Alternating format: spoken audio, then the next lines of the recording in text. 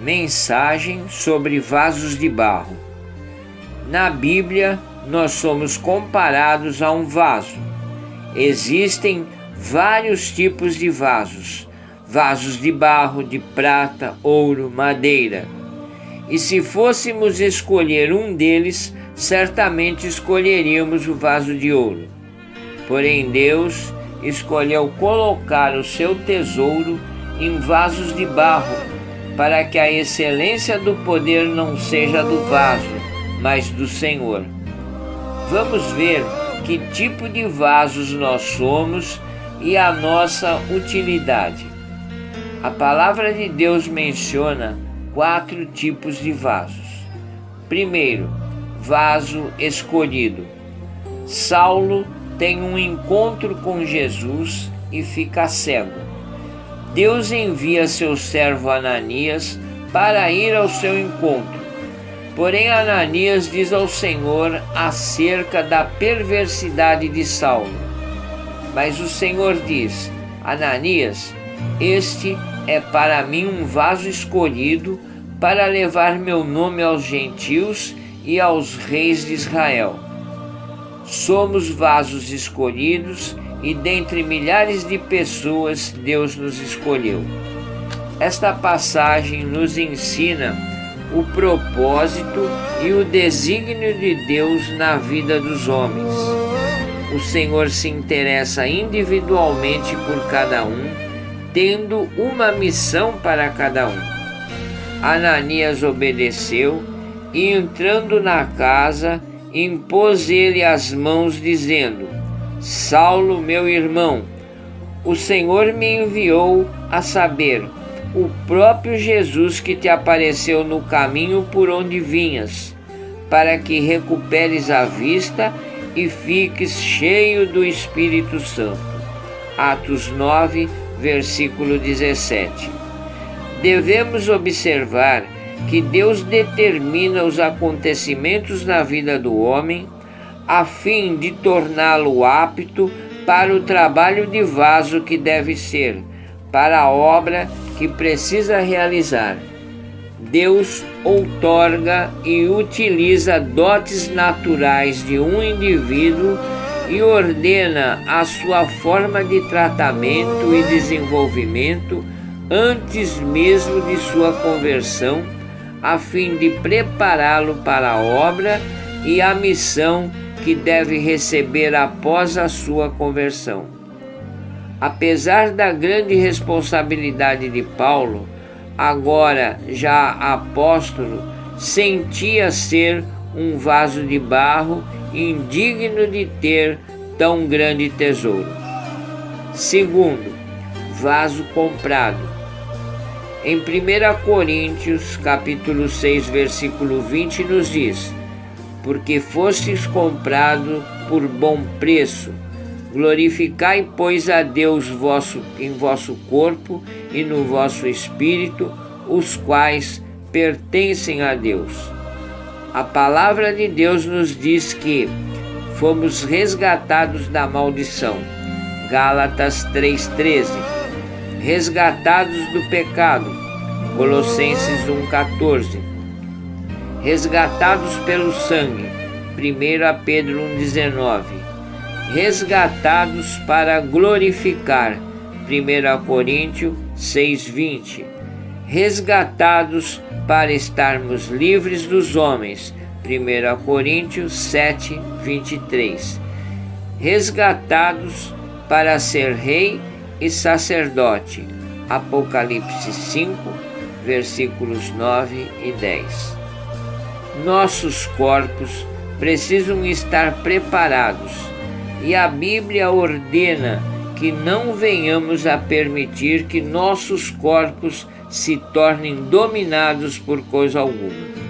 Em 1 Coríntios, capítulo 6, versículo 12, declara: Todas as coisas me são lícitas, mas nem todas me convêm. Todas as coisas me são lícitas, mas eu não me deixarei dominar por nenhuma delas. Ou não sabeis que vosso corpo é templo do Espírito Santo, e que habita em vós, proveniente de Deus, e que não sois de vós mesmos, porque foste comprados por bom preço.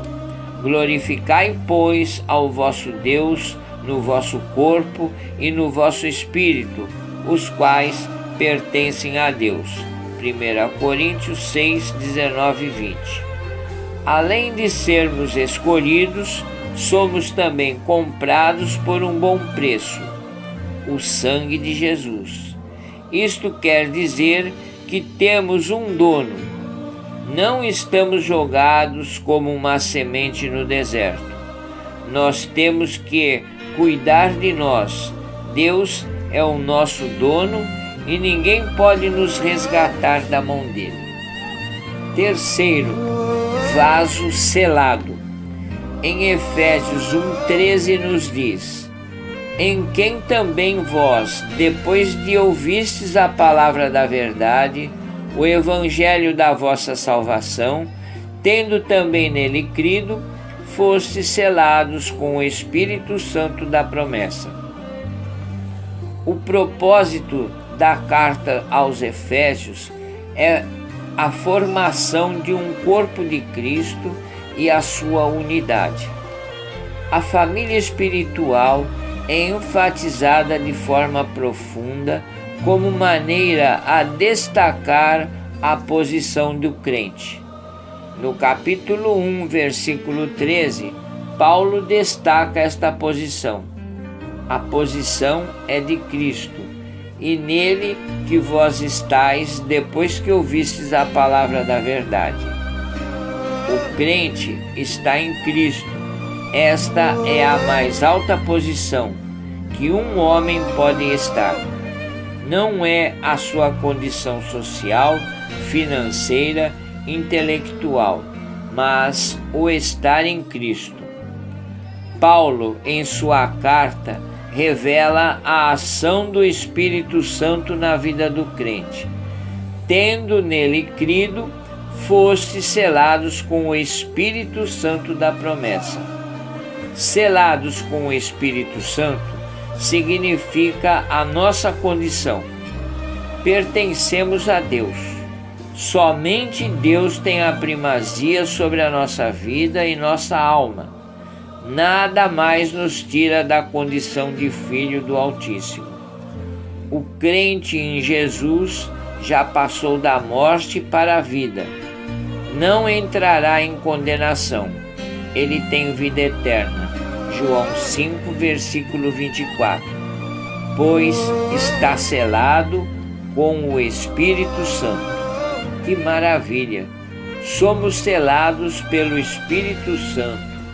E nosso Deus é maravilhoso. Além de nos selar, o que já seria o suficiente, pois o selo indica propriedade. Um documento ou correspondência selado só pode ser aberto pelo dono, ou seja, somos invioláveis até que nosso dono, Jesus, nos receba em seus braços. O Senhor ainda nos deu o penhor do Espírito Santo, ou seja, para garantir que viria nos buscar, e deixou o Espírito Santo como penhora. No arrebatamento haverá resgate, levados até as nuvens ao encontro do Senhor, e para sempre estaremos com Ele, o qual também nos selou e deu o penhor do Espírito Santo em nossos corações. 2 Coríntios 1:22. Quarto, vasos preparados. São vasos de barro escolhidos, comprados, selados, preparados para toda a obra. Deus não desiste de você. Mesmo quando você falha em cumprir seu propósito, que está escrito em Jeremias 18:4. O oleiro não jogou no lixo o vaso que havia se estragado em suas mãos. Ele não colocou num canto como algo imprestável. Deus não faz remendos em sua vida. Ele faz de você um vaso novo. Jeremias 18:4. A obra de Deus é completa. Ele faz de você uma nova criatura. Deus não faz de você um vaso segundo o seu querer, mas um vaso segundo o seu propósito soberano. Deus tem o melhor para você. Os planos de Deus para a sua vida são mais elevados do que os próprios sonhos. Deus jamais vai desistir de fazer de você um vaso de honra. Temos, porém, este tesouro em vasos de barro, para que a excelência do poder seja de Deus e não de nós. 2 Coríntios 4:7.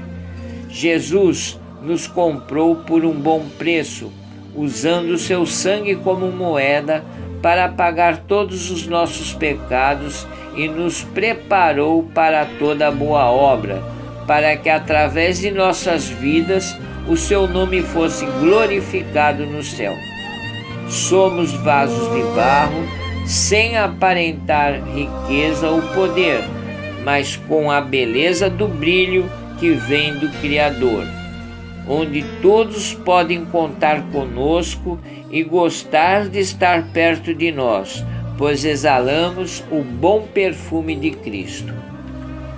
Podemos mencionar vasos parecendo tão crentes, tão prontos para ajudar, mas estão sendo usados para adquirir vantagens. Quando falam, podem enganar muitos. Com o tempo, descobre-se que não são aquilo que pregam ou dizem ser. Provérbios 6, versículo 16 a 19. Há vasos também que agem apenas entrando e saindo das igrejas e nada muda em sua vida. O seu brilho dura pouco e logo são levados pelos ventos de doutrinas. No seu interior guarda coisas como inveja, rancor, ciúmes, intrigas. Em 2 Timóteo capítulo 2, versículo 20, Paulo chega a dizer que numa grande casa há uma grande diversidade de vasos, vasos de barro, prata, madeira, ouro. E no Salmo 31, versículo 12, o próprio Davi se sentia um vaso quebrado. Em Isaías 66, versículo 20, o profeta fala de vasos puros na casa do Senhor. Em Romanos 9, 21, Paulo fala em vasos de honra e vasos de desonra. E em Romanos capítulo 9, versículo 22 e 23, Paulo fala de vasos da ira e vasos de misericórdia. Na antiguidade, os tesouros eram guardados em vasos de barro. Paulo usa esse exemplo para ilustrar a glória e a riqueza que Deus confiou em nós, que fomos criados de barro. Gênesis 2:17. Deus quer usar o nosso vaso em santificação. Em 2 Timóteo capítulo 2, 21 está escrito que se alguém a si mesmo se purificar destes erros, será vaso de honra, santificado e útil ao seu possuidor, estando preparado para toda boa obra. Precisamos santificar a Cristo em nossos corações para que possamos estar preparados para responder a tudo aquele que nos pedir a razão da esperança que há em nós. Amém? Eu sou Carlos Calmar e que sejamos sempre vasos possuídos e habitados por Jesus, por Ele purificados, para ir ao encontro dos cansados e oprimidos, levar-lhes as boas novas, o amor ativo como instrumento de Deus. Que o Senhor abençoe e guarde a todos, assim seja.